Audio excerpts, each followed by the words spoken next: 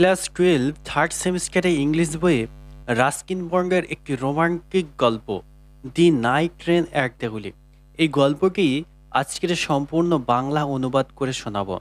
এই গল্পটি মনোযোগ সহকারে শুনলে তোমাদের পরীক্ষার জন্য প্রস্তুতি হয়ে যাবে এবং কোন কোন লাইন থেকে এমসিকিউ আসতে পারে সেগুলিও তোমরা জানতে পারবে। রাস্কিন বন্ড ছিলেন একজন ব্রিটিশ বংশোদ্ভূত ভারতীয় লেখক।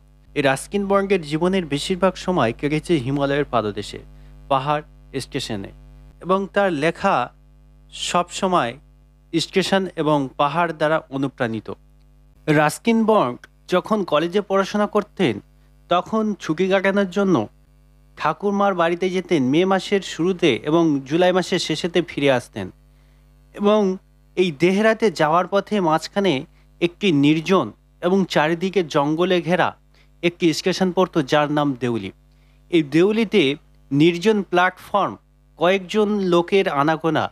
সেই প্ল্যাটফর্মের উপরে ঝুড়ি বিক্রি করত এক তরুণী। সেই রহস্যময় তরুণীকে ঘিরে লেখকের আজকের রচনা। পুরো গল্পটি শোনার জন্য ভিডিও ডেসক্রিপশনে যে লিঙ্কটি রয়েছে সেখানে গিয়ে ক্লিক করো। গল্পটি যতবার শুনবে তোমাদের এমসিকিউ এর প্রস্তুতি ততটাই বেশি হবে। তাই গল্পটি বারবার শোনার চেষ্টা করো যাতে তোমাদের পরীক্ষার প্রস্তুতি হয়ে যায়।